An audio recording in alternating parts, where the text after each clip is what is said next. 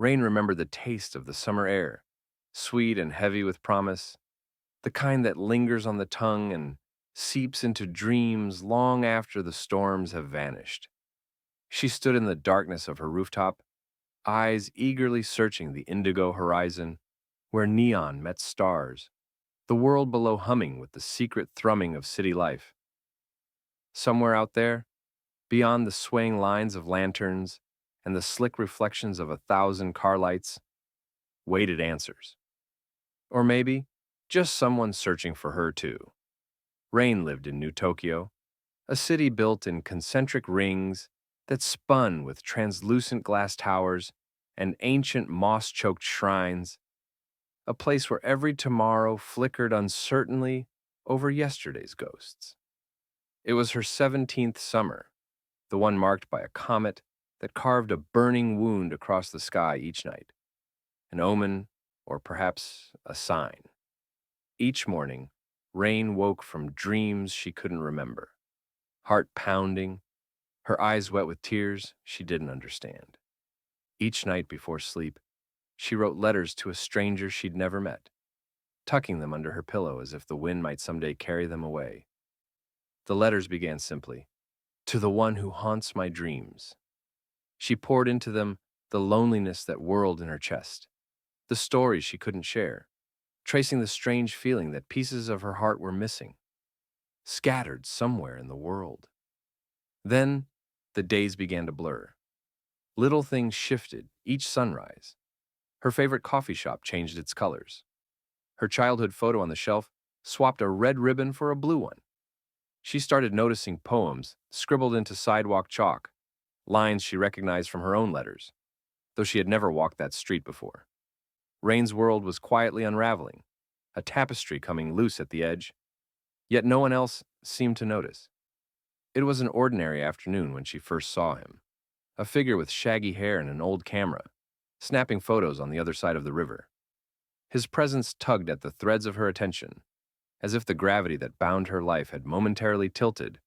She watched him move, focused as sunlight caught the lens, and for a breath, she saw herself reflected there, a ghost flickering in his world, or he in hers. He was Akio, a transfer student whose laughter sounded like sunlight through leaves, whose eyes flickered with an ancient grief. They met by chance on the footbridge, their hands brushing, a spark, an electric jolt, and both recoiled, startled by the familiar ache. "The city's different at dusk," he remarked, glancing skyward as the comet flared anew. "Feels like it's holding some kind of secret." Rain stared at him, searching for memory in his features. "Have we met before?" His smile was bittersweet. "Maybe in another life." That was the beginning. Days pooled into one another, marked by shared stories, quiet laughter beneath rosy lanterns, and long walks tracing the edge of the waking world. They discovered strange synchronicities. Their dreams matched. The same crimson corridor, the same starlit festival, the scent of burnt sugar and rain. Akio confessed that he, too, wrote to a nameless presence who brightened his darkness. One evening, as cicadas sang and shadowed school corridors emptied, Rain confronted him beneath the ghost-white glow of vending machine lights. "Do you feel it? Like the past is shifting beneath our feet, erasing us?" Akio nodded, camera trembling in his grasp. "Sometimes, I remember things that can't have happened here. Faces I've loved, promises, our hands entwined but always lost. Like I'm chasing you through time, always just out of reach." It was Rain who offered the wild possibility. What if we're not only from different places? What if we're from different times? The comet crossed the sky, blazing, and as its tail flickered, fragments of other worlds shimmered in its wake. They began experimenting, documenting subtle changes. A mural replaced Akio's camera, briefly containing photos of a girl with Rain's eyes, but older, sadder. And one night, while the city thrummed with festival music and paper lanterns sailed down the river, Rain's body twisted with fever. Her dreams snapped open, and she found herself in a memory not wholly hers. She ran through a rain-washed marketplace, searching, finding Akio dressed in a uniform decades old, his face shadowed with worry. You promised, he murmured, clutching a letter identical to her own. You said you'd remember me. The vision tore apart. Rain woke with Akio at her side, his hand covering hers, both wide-eyed with the shock of memory. The truth crashed down. In every timeline, fate conspired to keep them apart. The comet a harbinger, resetting their world with each pass, rewriting their love, but never erasing the ache of longing. We're ghosts to each other, Akio whispered, but I don't want to forget you again. Time folded, their story blurring through decades, wars, disasters, brief lives, each iteration marked by secret letters and lost meetings, always severed at the moment of confession. The comet's cycle was nearing its peak. Another reset loomed.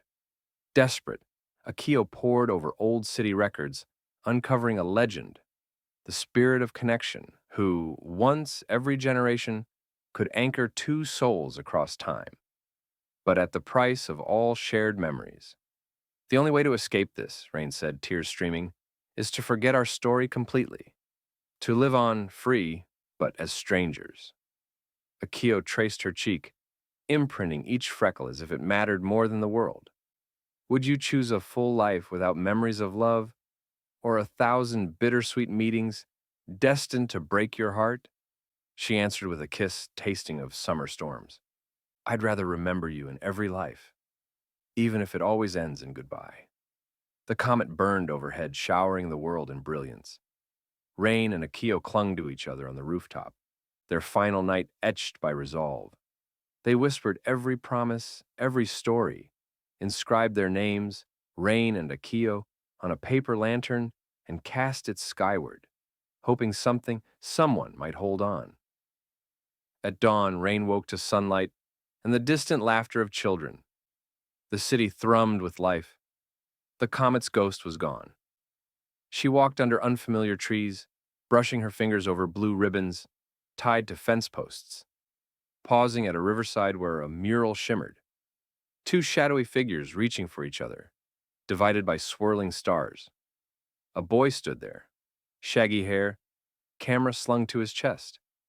He looked up, stilled. Rain's breath caught. Time paused, trembling, possibility blooming in the space between their hearts. No words, just an ache of knowing, a sadness that felt oddly sweet. Do I know you? He asked. She smiled, tears bright as comet light. Maybe in another life. And the city spun on, new, ancient, filled with the echoes of stories almost remembered, hearts almost healed. Above somewhere, a comet's path lingered, tracing their love in the stars, 1,000 meetings, 1,000 losses, and always, always, the hope of finding one another again.